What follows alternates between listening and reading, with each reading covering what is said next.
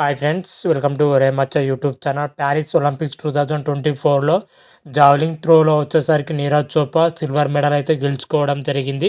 దీని గురించి పూర్తి డీటెయిల్ తెలుసుకున్నాం. అదేవిధంగా ప్యారిస్ ఒలింపిక్స్లో టీమిండియా ఇప్పటివరకు ఎన్ని మెడల్స్ సాధించింది అన్న విషయాల గురించి పూర్తి డీటెయిల్ తెలుసుకునే ముందు మా ఛానల్ సబ్స్క్రైబ్ చేసుకోండి. పక్కన ఉన్న బెల్ ఐకాన్ మాత్రం అయితే క్లిక్ చేసి పెట్టుకోండి.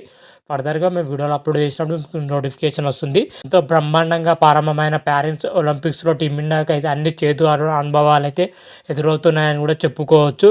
ఇప్పటి వరకు మన టీమిండియా వచ్చేసరికి కేవలం 5 పథకాలే గెలవడం జరిగింది. అందులో వచ్చేసరికి బ్రాంజ్ మెడల్ వచ్చేసరికి 4 గెలవడం జరిగింది. అదేవిధంగా సిల్వర్ మెడల్ 1 గెలవడం జరిగింది. మన భారత్ మాత్రమైతే ప్యారిస్ ఒలింపిక్స్ ఇంతవరకు ఒక్క గోల్డ్ అంటే ఒక్క గోల్డ్ కూడా గెలవలేకపోయిందని చెప్పుకోవచ్చు.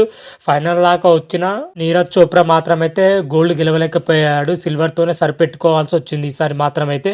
గత ఒలింపిక్స్లో చూసుకుంటే నీరజ్ చోప్రా గోల్డ్ మెడల్ అయితే గెలవడం జరిగింది. కాకపోతే ప్యారిస్ ఒలింపిక్స్లో వచ్చేసరికి కేవలం సిల్వర్ మెడల్తోనే సరిపెట్టుకోవాల్సి వచ్చింది. జావెలింగ్ త్రోలో వచ్చేసరికి మన నీరజ్ చోప్రా వచ్చే 89.45 మీటర్స్ బలంగా విసరడం జరిగింది. అదేవిధంగా అంతకంటే బలంగా పాకిస్తాన్ అథ్లెటిక్స్ అర్షిద్ నదీబ్ మాత్రం అయితే 92.97 మీటర్స్ దూరం విసిరి సంచలనం సృష్టించాలని చెప్పుకోవచ్చు. ఒలింపిక్ చరిత్రలోనే అత్యధిక దూరం విరిచిన రికార్డ్ అయితే హర్షిద్ అయితే రికార్డ్ అయితే నెలకొల్పడం జరిగింది. ఆయననే గోల్డ్ మాత్రమైతే గెలుచుకోవడం జరిగింది.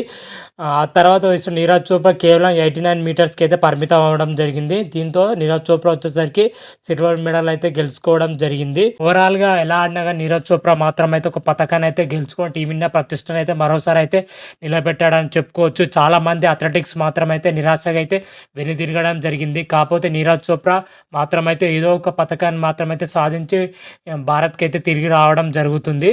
సిల్వర్ అయినా గోల్డ్ అయినా బ్రౌన్స్ అయినా ఏదైనా మెడలే. కాకపోతే ఈసారి అయితే కొద్దిగా మిస్ అయిపోవడం జరిగింది గోల్డ్ మెడల్ మన నీరజ్ చోప్రాకు. నెక్స్ట్ ఒలింపిక్స్ వచ్చేసరికి నీరజ్ చోప్రా అన్ని విధాలుగా చాలా పటిష్టంగా తయారై గోల్డ్ గెలవాలని అయితే మనం మనస్ఫూర్తిగా కోరుకుందాం. అదేవిధంగా ఇంకా కొన్ని గేమ్స్ మాత్రమైతే ఉండడం జరిగింది ఒలింపిక్స్లో.